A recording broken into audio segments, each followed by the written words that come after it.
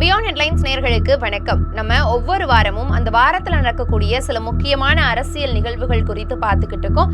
அந்த அடிப்படையில் இந்த வாரத்தில் நிறையவே முக்கியமான அரசியல் நிகழ்வுகள் நடந்திருக்கு. வேட்பாளர்கள்ல இருந்து வேட்புமனு தாக்கல் வரைக்கும் பல்வேறு விஷயங்கள் நடந்துகிட்டு இருக்கு. அது என்னங்கிறத இந்த வீடியோல முழுவதுமா பார்க்கலாம்.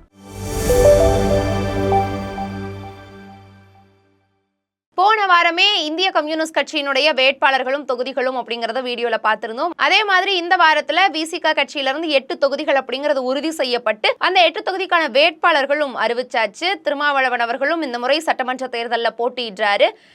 வரக்கூடிய காலகட்டத்தில் 2026க்கு அப்புறம் அரசியல் சூழல் மாறுவதற்கான காரணங்கள் இருப்பதால தான் சட்டமன்ற தேர்தலில் போட்டியிடுவதாகவும் குறிப்பிட்டிருக்காரு. இது குறித்து பேசின சீமான் அவர்கள் என்ன சொல்லியிருந்தார்னா, மீண்டும் அவர் எம்பி தேர்தலில் இல்லை அப்படிங்கிறதுக்காக வேற ஒரு எம்பியை மாற்றணும், அதுக்கு ஒரு தேர்தல் நடத்தணும், இந்த செலவெல்லாம் யார் ஏற்றுக்கொள்வது, ஏன் இந்த மாதிரி பண்றீங்கிற கேள்வியை சீமான் ஒரு செய்தியாளர் சந்திப்புல எழுப்பியிருந்தாரு அப்படிங்கிறது குறிப்பிடத்தக்கது. அதே மாதிரி இதற்கு முன்னாடி விசிக கட்சியிலிருந்து சட்டமன்ற உறுப்பினர்களா இருந்த 3 எம்எல்ஏக்கள் இந்த முறை சீட்டு கொடுக்கல அப்படிங்கறது ஒரு மிகப்பெரிய சர்ச்சையா எழுந்துகிட்டு, அதுலயும் குறிப்பா ஆளூர் ஷானவாஸ் அவர்களுக்கு இந்த முறை ஏன் எம்எல்ஏ சீட்டு வழங்கல அப்படிங்கிறது ஒரு முக்கியமான பேசு பொருளாவே மாறி இருக்கு. அதற்கான அறிக்கையை ஷானவாஸ் அவர்களும் வெளியிட்டிருக்காரு. இது குறித்த ஒரு வீடியோவை விசிகாவினுடைய தலைவர் திருமா அவர்களும் வெளியிட்டிருக்காரு. அது மட்டும் இல்லாம மற்றொரு வீடியோல அவர் என்ன குறிப்பிட்டிருக்காரு அப்படின்னா, அடுத்த தேர்தலுக்கெல்லாம் தலைவர் தான் வேட்பாளரை முடிவு பண்ணணுங்கிறது விசிகாவில் இருக்கக்கூடாது. இதுக்கப்புறம் கம்யூனிஸ்ட் கட்சிகள்ல எப்படி அந்த மாவட்ட குழுக்கள் வேட்பாளர் முடிவு பண்றாங்களோ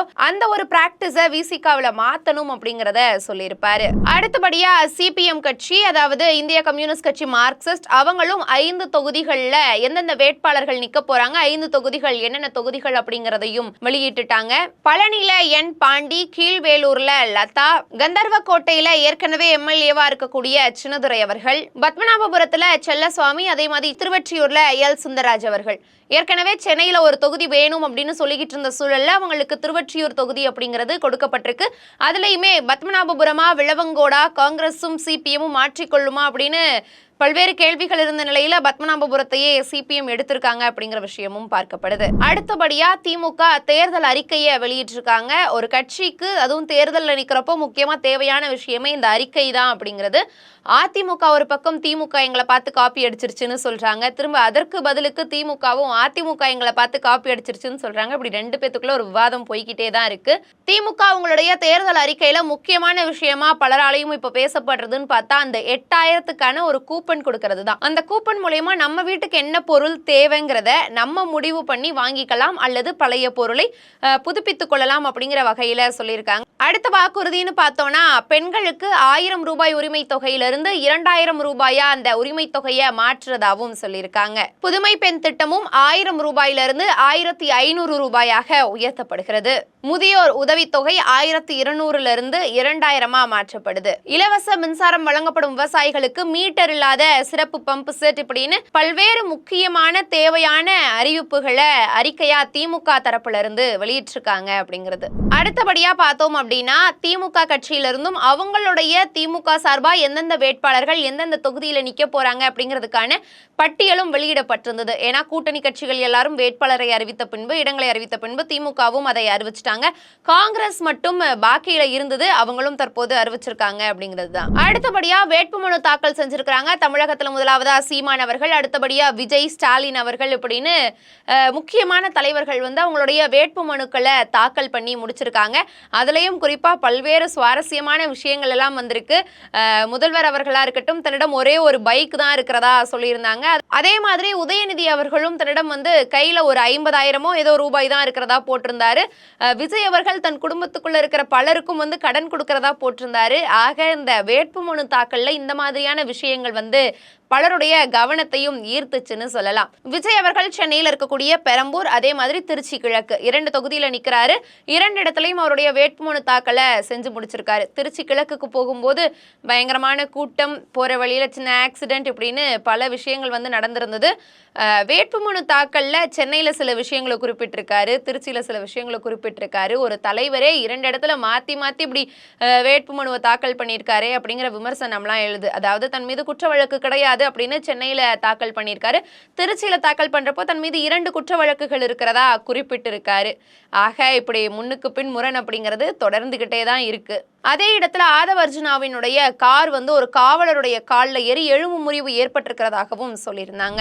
அடுத்தபடியா தாவேகா கட்சியிலையுமே வந்து முழுவதுமா வேட்பாளர்கள் 234 தொகுதிகளுக்கும் அறிவிச்சாச்சு. ஆனா எப்படிப்பட்ட வேட்பாளர்கள் அறிவிச்சிருக்காங்க அப்படிங்கிறது தான் ரொம்ப வேடிக்கையா இருக்கு. பல இடங்கள்ல RSS BJPல இருந்த நபர்களை கொண்டு வந்து வேட்பாளரா நிறுத்தி இருக்கிறாங்க. மறுபக்கம் நான் அம்பேத்கரை பின்பற்றக்கூடியவர் அப்படின்னு சொல்லிட்டு ஒரு வேட்பாளர் பிரச்சாரத்துக்கு போறாரு. கூட 2 பேர் 3 பேர் தான் வராங்க. அந்த மாவட்டத்தினுடைய செயலாளர் அப்படின்னு மற்றவர்கள் எல்லாம் இவங்களை ஓட்டு கேட்க கூட்டிட்டு போக மாட்டாரு, பிரச்சாரம் வேணாங்கிறாரு, சைக்கிள்ல வாங்கன்றாரு அப்படின்னு பல்வேறு விமர்சனங்களை வைக்கிறாங்க. மற்றொரு பக்கம் பார்த்தா ஒருத்தர் மேல 10 வழக்குகளுக்கு மேல இருக்குன்னு அலைஞ்சிட்டு இருக்கிறாரு, வேட்புமனு தாக்கல் பண்ண முடியாம. இப்படி பல குற்ற செயல்கள்ல ஈடுபட்டிருக்கக்கூடிய நபர்கள் வேட்பாளர்களா நிறுத்தப்பட்டிருக்காங்க தாவேகாவில இருந்து. அதே மாதிரி திருச்சி கிழக்குல வேட்புமனு தாக்கல் செய்ய வந்தப்ப விஜய் அவர்கள் வந்து யூத்துக்கான அவருடைய தேர்தல் அறிக்கையை வந்து முன்மொழிஞ்சிருந்தாரு. தான் ஆட்சிக்கு வந்தால் இளைஞர்களுக்கான வேலை வாய்ப்புகள் அதிகரிக்கும் அப்படின்னு பல்வேறு விஷயங்களை மென்ஷன் பண்ணி பேசியிருக்காரு. அடுத்தபடியா பிஜேபி அவங்களுடைய வேட்பாளர்களை எல்லா தொகுதிகளுக்கும் அறிவிச்சாச்சு. இதுல ஒரு மிகப்பெரிய எதிர்பார்ப்பா இருந்தது கோவை வடக்கு அப்படிங்கிறது யாருக்கு கிடைக்க போது, வானதி ஸ்ரீனிவாசனுக்கா அண்ணாமலைக்கா அப்படிங்கிறது பெரிய எதிர்பார்ப்பான விஷயமாவே இருந்தது. இறுதியில அது கோவை வடக்கு வானதி ஸ்ரீனிவாசனுக்கு தான் கொடுக்கப்பட்டிருக்கு. அண்ணாமலையினுடைய பெயர் அப்படிங்கிறது வேட்பாளர் பட்டியலில் இடம் பெறலங்கிறது முக்கியமான விஷயமா பார்க்கப்படுது. வானதி ஸ்ரீனிவாசன் அவர்கள் தனக்கு அந்த இடத்துல சீட்டு கொடுக்கல அப்படின்னா வேற ஒரு பொறுப்பு, அதற்கு மேலான பொறுப்பு வேணும், மத்திய இணையமைச்சர் அந்த மாதிரி கேட்டிருந்ததா சொல்லப்பட்டது. ஆனா தற்போதைய நிலையில அண்ணாமலையினுடைய பெயர் தான் வந்து இதுல இருந்து நீக்கப்பட்டிருக்கு. அதே மாதிரி இந்த முறை விஜயதாரணி அவர்களுக்கும் சீட்டு வழங்கப்பட்டிருக்கிறது குறிப்பிடத்தக்கது. அடுத்தபடியா காங்கிரஸ் எடுத்துக்கிட்டோம் அப்படின்னா 28 தொகுதிகளில் 27 தொகுதிகளுக்கான வேட்பாளர்கள் அறிவிச்சிருக்காங்க. மேலூர் தொகுதிக்கான வேட்பாளர் மட்டும் தற்போது அறிவிக்கப்படாம இருக்குது. அதே மாதிரி காங்கிரஸ் கட்சியினுடைய தமிழ்நாடு தலைவர் செல்வ பெருந்தகை அவர்களும் தற்போது தேர்தல் நிற்கிறாங்க ஸ்ரீபெரும்புதூர் தொகுதியில. இந்த தேர்தலுக்கு பின்பு நான் ஸ்ரீபெரும்புதூர் மக்களுக்கே முழுமையாக பணி செய்ய விரும்புகிறேன், அதனால என்னுடைய தலைமை பொறுப்பு போதும் அப்படிங்கிறதையும் நான் கட்சி தலைமை கிட்ட சொல்லியிருக்கேன் சொல்லியிருக்காரு. இந்த தேர்தல் தொகுதி பங்கீட்டிலேயே பல்வேறு முரண்கள் இருக்கிறதாகவும் சொல்லப்படுது. அதே மாதிரி காங்கிரஸ் கட்சியினுடைய MP ஜோதிமணி அவர்கள் அவங்களுடைய சமூக வலைதளத்துல ஒரு விஷயத்தை பதிவிட்டிருக்காங்க. 12 சட்டமன்ற உறுப்பினர்களுக்கு மீண்டும் வந்து 12 பேருக்குமே தொகுதி கொடுத்திருக்கிறது பாராட்டக்கூடிய விஷயம்தான். ஆனால் பல காலமாக கட்சியிலேயே அர்ப்பணிப்போடு அந்த கட்சிக்காக பணியாற்றிய பல உண்மையானவர்களுக்கு வந்து இந்த வாய்ப்பு மறுக்கப்பட்டிருக்கு அப்படிங்கிறத சொல்றாங்க. அதுலயும் குறிப்பா கொங்கு வெள்ளாள கவுண்டர் மற்றும் அருந்ததியினருக்கு வந்து முழுமையா இந்த வேட்பாளர் பட்டியல்ல வாய்ப்பு மறுக்கப்பட்டிருக்கு அப்படிங்கிறத சொல்றாங்க. இவர்களினுடைய இந்த பட்டியலை மறுக்க வேண்டிய உரிமை அப்படிங்கிறது காங்கிரஸ் கட்சியினுடைய ஒவ்வொரு உண்மையான தொண்டனுக்கும் இருக்கக்கூடிய கடமை அப்படிங்கிறதையும் அவங்களுடைய சமூக வலைதள பதிவுல குறிப்பிட்டிருக்காங்க. அடுத்தபடியா ராசா அவர்கள் பேசுனதா சொல்லி ஒரு ஆடியோ சமூக வலைதளத்துல பரவலா பரவிட்டு வருது. இதை பத்தி பேசின பழனிசாமி அவர்கள் வந்து கருணாநிதியினுடைய கடைசி காலகட்டத்துல அவரை சிறைப்பிடித்த மாதிரி தான் வீட்டில் அடைச்சு வச்சிருந்தாங்க அப்படின்னு பேசியிருந்தாரு. இதற்கு பதிலடி கொடுத்திருக்கக்கூடிய ஸ்டாலின் அவர்கள் எங்களுடைய உறவை பத்தி பேசுறதுக்கு பழனிசாமிக்கு என்ன தகுதி இருக்கு அப்படிங்கிற கேள்வி எழுப்பியிருக்காரு. அடுத்தபடியா பாமகவினுடைய முன்னாள் தலைவர் GK மணி அவர்களுடைய மகன் தமிழ்குமரனுக்கு பெண்ணாகரத்துல இந்த முறை காங்கிரஸ் கட்சி வந்து இடத்தை கொடுத்திருக்காங்க. கட்சியில சேர்ந்த ஒரு வாரத்திலேயே அவருக்கு MLA சீட் வழங்கப்பட்டிருக்கிறது மிகப்பெரிய பேசுபொருளா மாறி இருக்கு. இது மட்டும் இல்லாம இன்னுமே நிறைய விஷயங்கள் இந்த வாரத்துல நடந்துகிட்டு இருக்கு. இதை விட அடுத்த வாரம் இன்னுமே பரபரப்பா நடக்கும். அடுத்த வாரத்துல என்னென்ன முக்கியமான அரசியல் நிகழ்வுகள் நடக்குது அப்படிங்கறத மற்றொரு வீடியோவில் பார்க்கலாம்.